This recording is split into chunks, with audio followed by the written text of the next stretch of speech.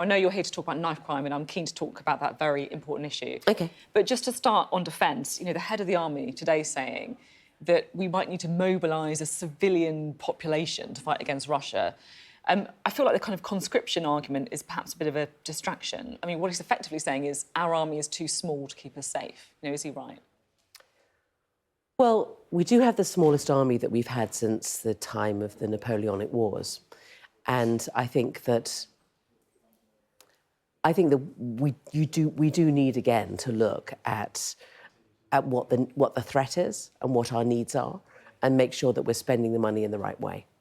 And I think that at the moment, we've seen so many scandals with so much money being wasted, billions and billions of pounds being wasted, where there have been the wrong things bought, they haven't worked properly, they've needed to be redone, or they don't work with the rest of with the rast of NATO. I mean, I think it's about £15 billion in the last few years.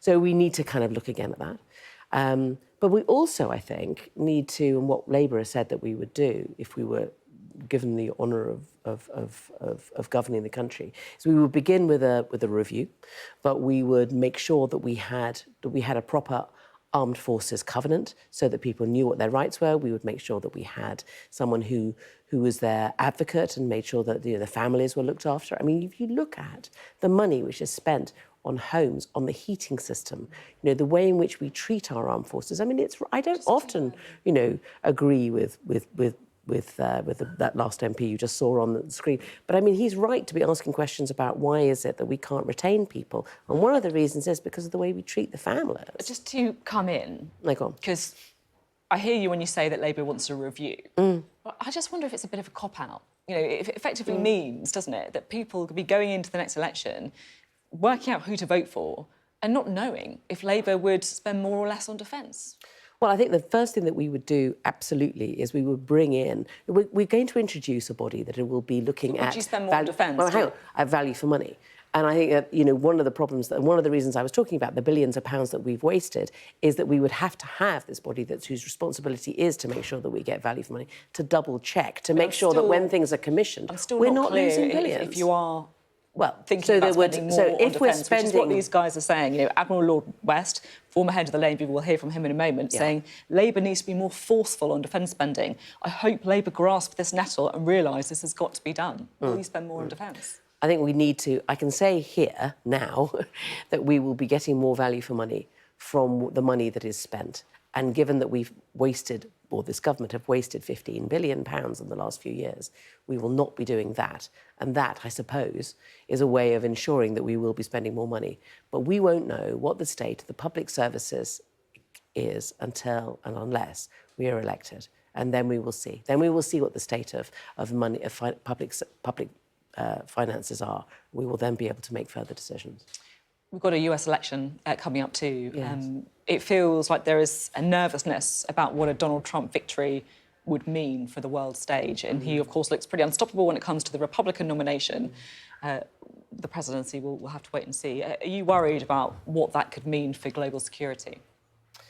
I think that it's a long way between now and the election in November, so who knows what will happen. I don't think that my giving a recommendation to the American public is necessarily going to be helpful one way or the other. And we will have to work with whoever it is that is elected, because in the end, our closest allies are America and our friends are there. So whoever runs the country, they are our friends. We need to work with them. You say that now. In 2019, you called Donald Trump a sexual predator and a racist. Yeah. You said he should be treated like a bully and stood up to. Do you still think that? Yeah. So you still think that he's a sexual predator and a racist? I mean, the evidence is there. So, but, I also think, as I've always thought, that you stand up to people and you're clear about your values and you're clear about what you stand for and you say as a friend, I'm sorry, I don't agree with you, this is wrong, this is what should be done. And that's what you do. It's not that diplomatic, is it? Well, you're going to have to work with him. There we are. I mean, listen, you won't find a politician, I don't think, in Britain who hasn't expressed similar views about Donald Trump. We're pretty clear in Britain about our views on him, and we will. But if he gets to be elected president, we're just going to have to work with him. I mean, but in the end, I think I've always been a bit more Angela Merkel than I have been Theresa May when it comes to an attitude towards him. Yes. That's interesting. How about Keir Starmer? Which camp would you put him in? I think Keir is pretty clear about his values and will be pretty straightforward, I suspect. OK. Now you're here to talk about knife crime. Yes. What's the story? What are you planning on doing?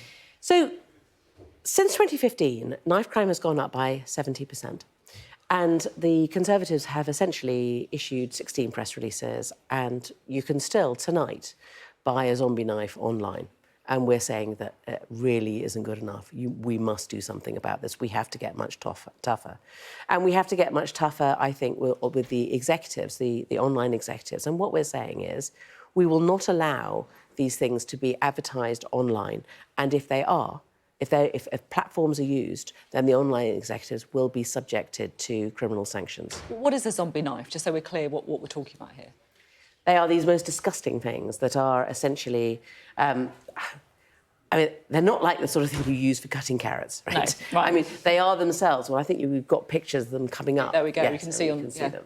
I mean, they're just, there is one purpose for them and one purpose only, to show off, but also they are so, just terrifying. And in the area that I represent, we have lost too many people through knives.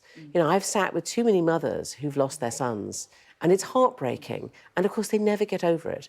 And when, the eyes of the public turn away from them, they still have that loss. And I will still be with the mothers, spending time with them, trying to find a way forward for them. And I feel very, very strongly about it. I mean, I brought up children myself in the inner city, and, we need to keep people safe. So we have to do something about these sort of extraordinary, extravagant knives. You've worried about it as a mother yourself. Always.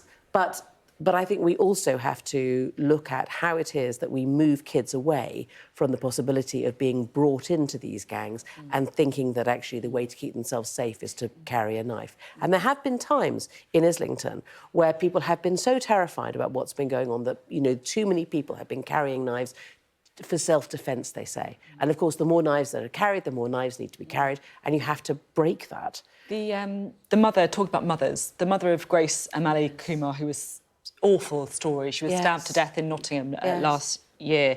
Now, she's called for mandatory prison sentences if you carry a knife. Do you think she's right?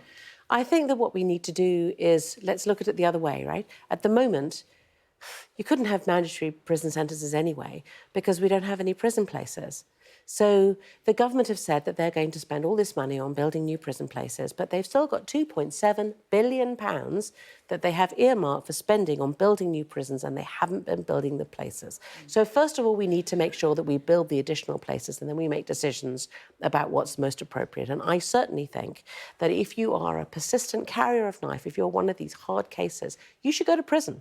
But at the moment, the number of people who persistently carry knives that go to prison has gone down by 30%, and that's because there aren't the places. So I think you need to approach it in that way. Can I just ask, are you talking about knives today because you know the government's probably going to act on this anyway, and so you're just allowing you to make the argument, look, they're just following us, we got here first?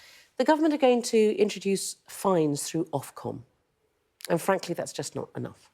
So, we are having a week where we're talking about crime, and we have a leader who has committed his whole life to fighting crime and to making sure our criminal justice system works. He absolutely feels passionately about it and wants to do something about it. And obviously, again, as an MP representing inner city as I am, he feels very strongly about this. He has lost people from his constituency too, and we want to make sure that when we say we're going to ban them, we mean it. Can I ask you about some comments that you made recently? You said a month ago that a May election was, in your words, the worst kept secret in Westminster. Do you still think it's going to be May? Well, we've had the Prime Minister come out since then saying, well, it's kind of various weasel words, but essentially saying that it'll probably be the end of the year. His working assumption, very weird working assumption, because it's like him that's going to make the decision. I mean, our working assumption might be one thing, but he's the one who makes the decision. So how does he have working assumptions? Well, there might be things that change, right? Well, yeah, who knows? I mean, they have run out of ideas. They don't know what they're doing. They are just stumbling around, hoping that something will turn up. So are you saying you change your mind then? You think it's going to be the back No, end I'm of the saying year? that he's now seems to be hinting that it'll be the end of the year, but he still hasn't said it won't be May. So we have to work on the assumption it'll be May. and make sure that we're ready so that if he does call an election, we have everything in place. And that's what we're going to do.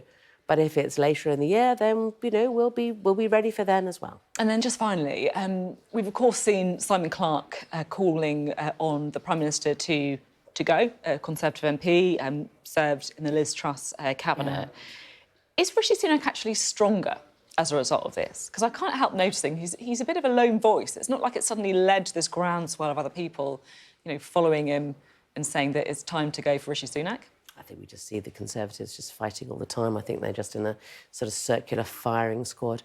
And I think there's plenty of reasons, you know, why people might want to get rid of this dreadful government. And one of them is that at least they won't have to be subjected to yet more rounds of Conservative infighting. OK, thank you very much indeed.